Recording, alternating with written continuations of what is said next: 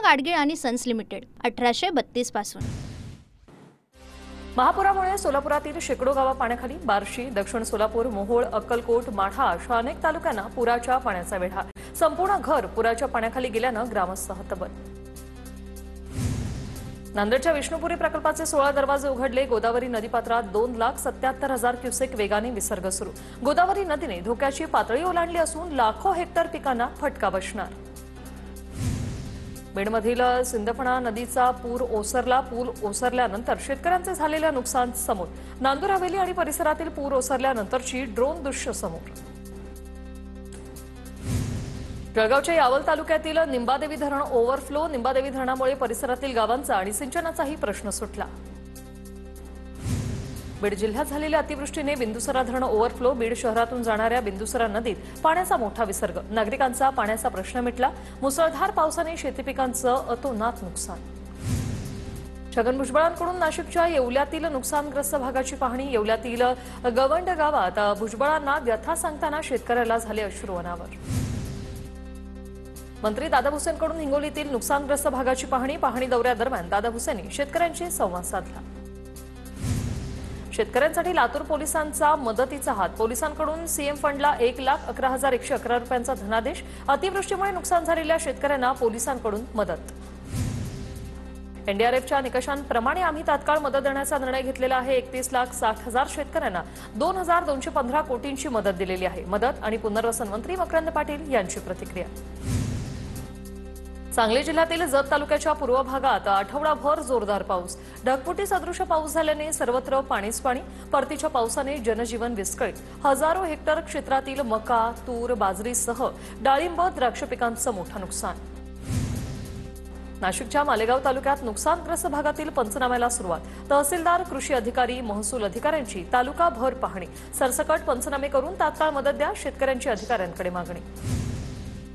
परभणी जिल्ह्यात गेल्या 2 दिवसांपासून पाऊस थांबला। प्रशासनाकडून पंचनाम्याची प्रक्रिया सुरू। पाथरा येथे सोयाबीन नुकसानीचे पंचनामे करण्यासाठी अधिकारी बांधावर पोहोचले।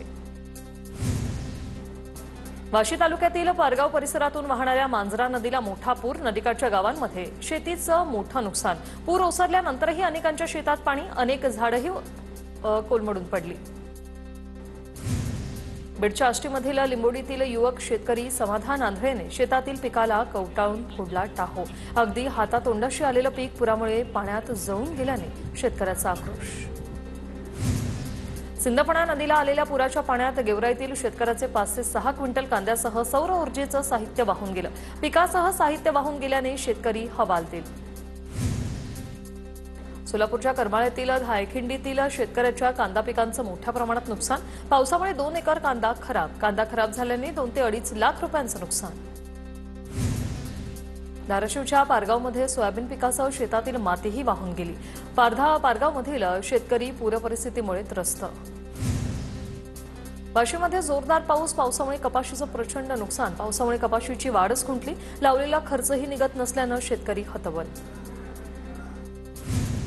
अमरावती जिल्ह्याला 108 कोटींचा शेती नुकसान भरपाई मदत मिळणार। जिल्हा कृषी अधीक्षक राहुल सातपुते यांची माहिती। पाऊस आणि अतिवृष्टीचा फटका। बीड तालुक्यातील पालीसह परिसराला पावसाचा मोठा तडाखा। सोयाबीन, मूग, उडीद, बाजरीसह अनेक पिकं पाण्याखाली। शेतकऱ्यांचं अतोनात नुकसान। सरकारने तातडीने आर्थिक मदत करण्याची मागणी।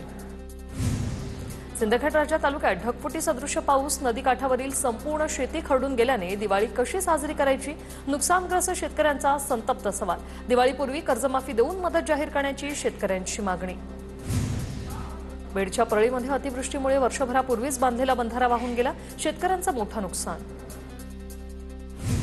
पूरसदृश परिस्थितीमुळे माकड नदीपात्रात अडकलं। नदीपात्रात अडकलेल्या 22 माकडांचा यशस्वी रेस्क्यू। परभणीच्या पूर्णा तालुक्यातील मौजे ममदापूर येथील प्रकार।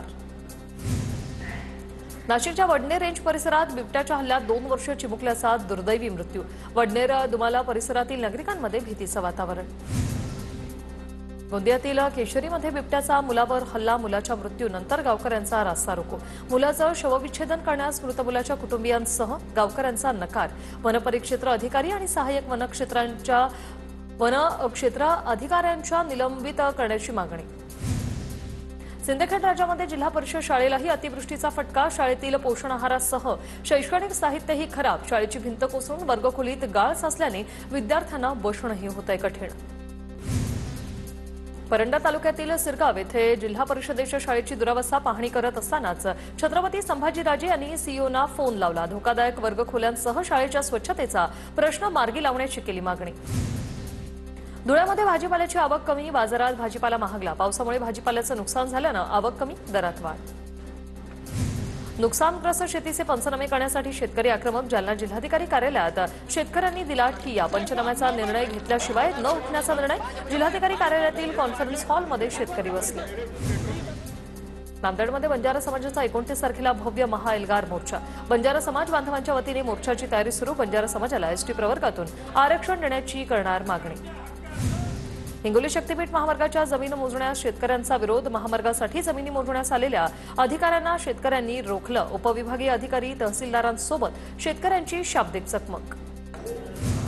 नंदुरबारमधील दगडफेकीनंतर आज शहरातील पूर परिस्थिती जी आहे ती आता पूर्वपदावर. दगडफेक करणाऱ्यांना पकडण्याचं काम पोलिसांकडून सुरू. नंदुरबार शहरातील चौकाचौकात पोलीस बंदोबस्त.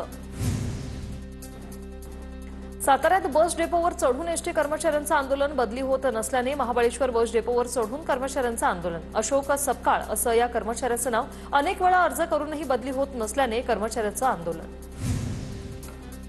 ओबीसी नेते लक्ष्मण हाके बारामती शहर पोलीस ठाण्यात. 5 सप्टेंबरला बारामतीत केलेल्या ओबीसी एल्गार मोर्चा प्रकरणी हाकेंसह 12 जणांवर गुन्हा दाखल. त्यामुळे मला अटक करा म्हणत हाके पोलीस ठाण्यात. बुलढाण्याचे पालकमंत्री हरवल्याची पोलिसात तक्रार. शरद पवारांच्या राष्ट्रवादीची पोलिसात तक्रार दाखल. पालकमंत्री मकरंद पाटील सह पालकमंत्री संजय सावकारे गायब असल्याप्रकरणी तक्रार. आमच्या घरात दिवाळीचे दिवे लागणार नाहीत अशी आमची परिस्थिती. संपूर्ण पीक वाहून गेल्याने शिक्षणावर परिणाम होणार. पूरग्रस्त भागातील शेतकऱ्याचं पुण्यात शिक्षण घेणाऱ्या मुलाची प्रतिक्रिया. सरकारने तातडीने मदत द्यावी, विद्यार्थ्यांची मागणी.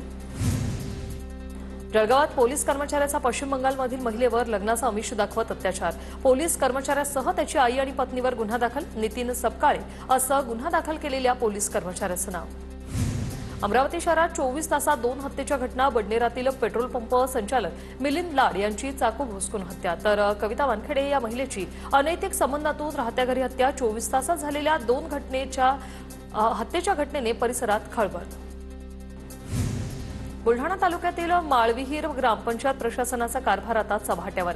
अपार्टमेंटच्या बेकायदेशीर बांधकामाला एनओसी देणाऱ्या तत्कालीन सरपंच उषा खैवान आणि सचिव माणिक शेळके यांच्यावर थेट कायदेशीर कारवाईचे आदेश. गोंदियाच्या देवरीमधील उच्चपूर गावामध्ये बार बांधकामाला महिलांचा विरोध. विद्यार्थ्यांचं याच रस्त्यावरून ये जा होत असल्याने बार बांधकामाविरोधात महिला आक्रमक. प्रशासन काय करणार याकडे लक्ष. हिंगोली जिल्हा परिषदेचे मुख्य कार्यकारी अधिकाऱ्यांना दिव्यांग विभागाचे सचिव तुकाराम मुंडे यांचं पत्र. दिव्यांग प्रमाणपत्रांची पडताळणी करण्याबाबत आणि दिव्यांग व्यक्ती हक्क अधिनियम अन्वये कार्यवाही करण्याबाबत पत्र. बुलढाण्याच्या खामगाव तालुक्यात एकाच रात्री 2 ठिकाणी चोरी. लाखो रुपयांचे कापड लंपास. चोरीच्या घटनांमुळे नागरिकांमध्ये भीतीचं वातावरण.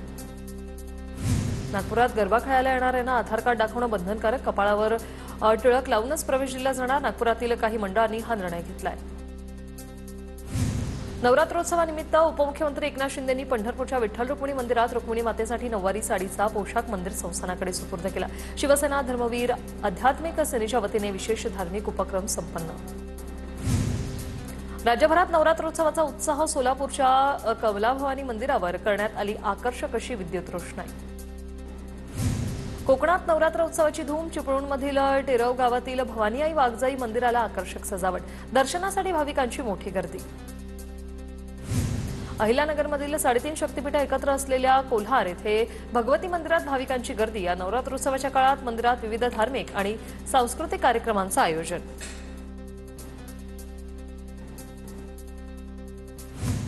पूना गाडगीळ आणि सन्स लिमिटेड 1832 पासून